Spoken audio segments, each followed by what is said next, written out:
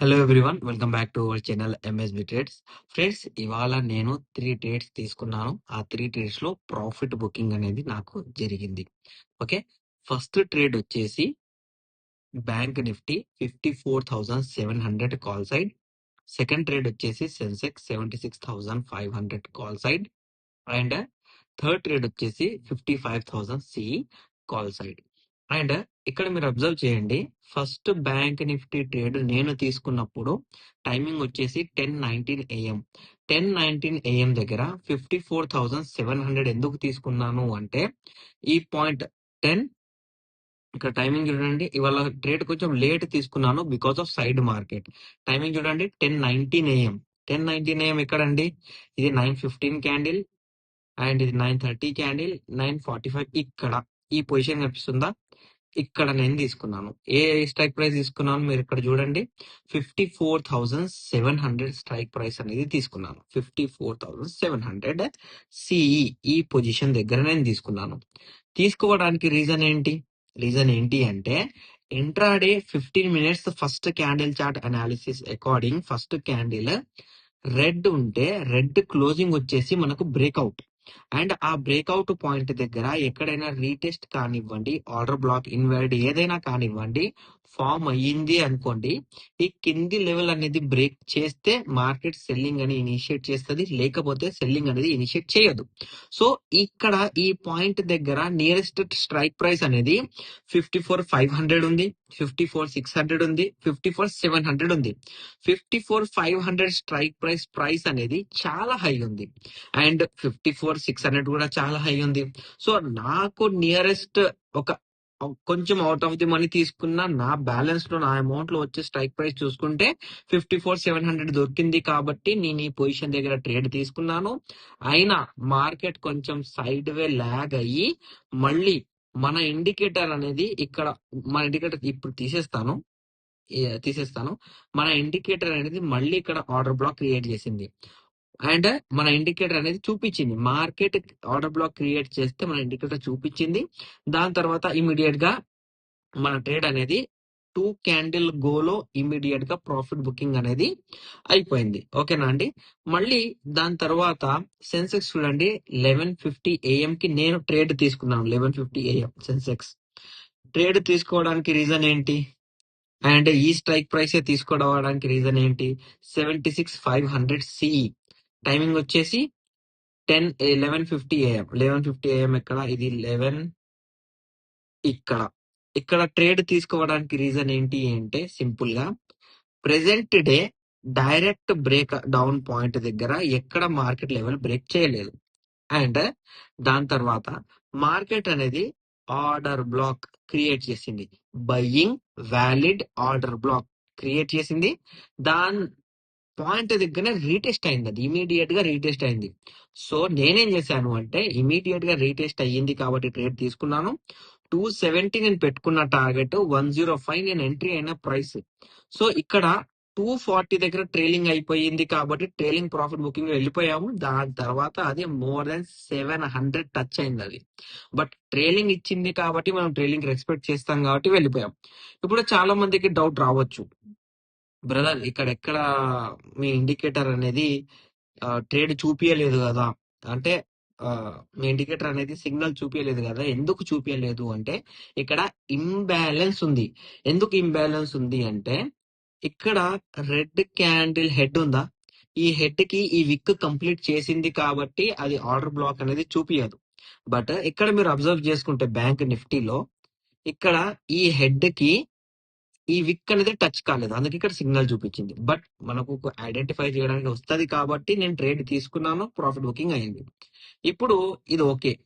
దీని తర్వాత మళ్ళీ లాస్ట్ ట్రేడ్ ఇది ఎప్పుడు తీసుకున్నాను? 12:26 PM. 12:26 PM bank Nifty trade తీసుకోవడానికి రీజన్ ఏంటి అంటే, సేమ్ టు సేమ్ మన సెన్సెక్స్ లాగానే present day break down point దగ్గర బ్రేక్ అయ్యి ఆర్డర్ బ్లాక్ రీటెస్ట్ అయ్యి పైకి వెళ్ళింది. సో ఈ రీటెస్ట్ లో ట్రేడ్ తీసుకున్నాను. అందుకే ఇవాళ ఈ 3 ట్రేడ్స్ అనేవి కంప్లీట్ ప్రాఫిట్ బుకింగ్ అయింది. దాని తర్వాత మెసేజ్ కూడా పెట్టాను, మన ఇండికేటర్ చూపించడం వల్లనే ఇక్కడ మనకు కొంచెం ఎక్స్ట్రా సపోర్ట్ అనేది దొరికిందని. నేను మళ్ళీ చెప్తున్నానండి, మన ఇండికేటర్ అనేది న్యూ మార్కెట్ లో ఎవరెవరు వచ్చారో వాళ్ళందరికీ హెల్ప్ చేయడానికి and buying and selling signal చూపించడానికి మన ఇండికేటర్ కాదండి. ఎవరికైనా ఐడెంటిఫైయింగ్ రావట్లేదు, మార్కెట్ ని ఎలా ఐడెంటిఫై చేయాలి, సెల్లింగ్ ఆర్డర్ బ్లాక్ ఏంటి, బయ్యింగ్ ఆర్డర్ బ్లాక్ ఏంటి, ఎలా ట్రేడ్ చేయాలి రావట్లేదు. అందుకే ఆ ఇండికేటర్ అనేది ఉంది. ఇప్పుడు ఇక్కడ మీరు చూడండి. ఓకే, ఇవాళ మార్నింగ్ నా ప్రాఫిట్ చూపిస్తాను. చాలా మంది అడుగుతున్నారు, బ్రదర్ ఇది సెన్సెక్స్ లో కూడా పనిచేస్తుందా, అండ్ సెన్సెక్స్ అంట ఫారెక్స్ లో పనిచేస్తుందా, గోల్డ్ లో సిల్వర్ లో పనిచేస్తుందా అంటే ఎస్, ఇది పనిచేస్తుంది.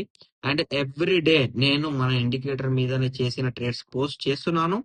అండ్ నాకు ఎవ్రీ డే మోర్ దెన్ ఎంత పర్సెంటేజ్ వస్తుంది, ప్రతి ఒక్కటి ఎంఎస్బి ట్రేడ్స్ మీరు మొత్తం చూడొచ్చు.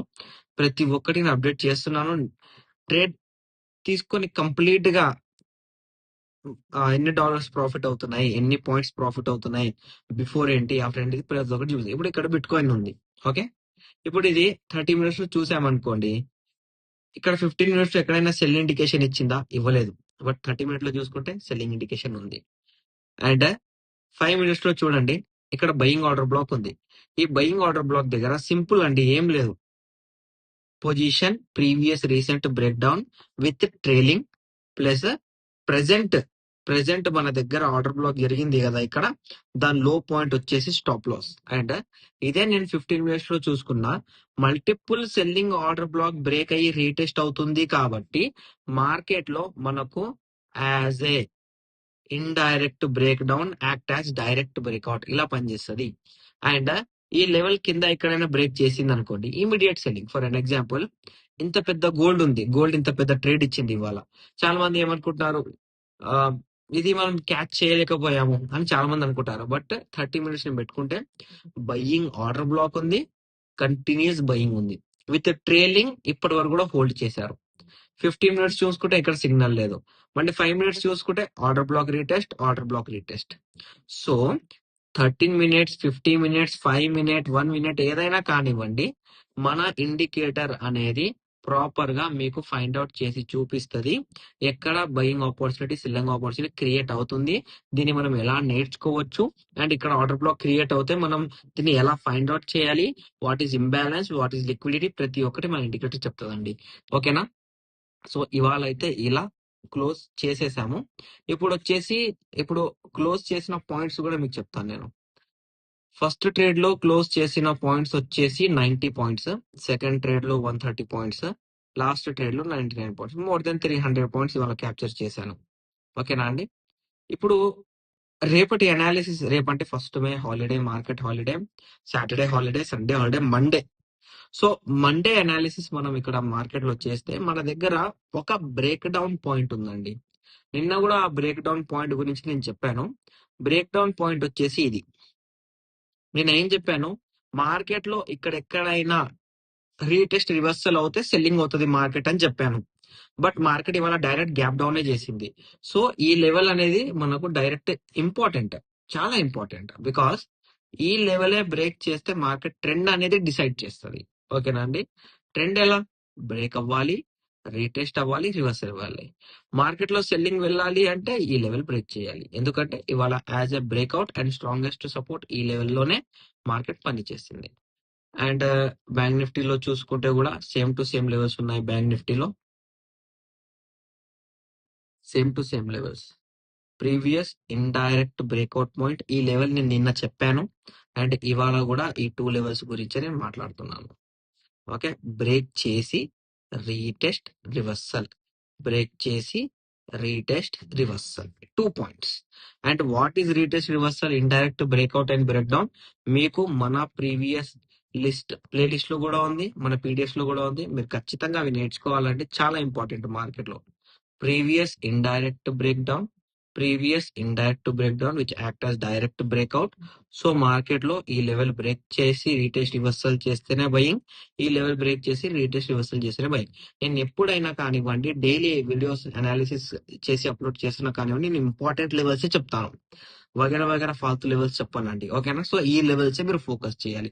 మీకు నా అనాలిసిస్ నచ్చినట్లయితే మన వీడియో లైక్ చేయండి, షేర్ చేయండి, మన యూట్యూబ్ ఛానల్ ని సబ్స్క్రైబ్ చేసుకోండి. Thank you for watching my video.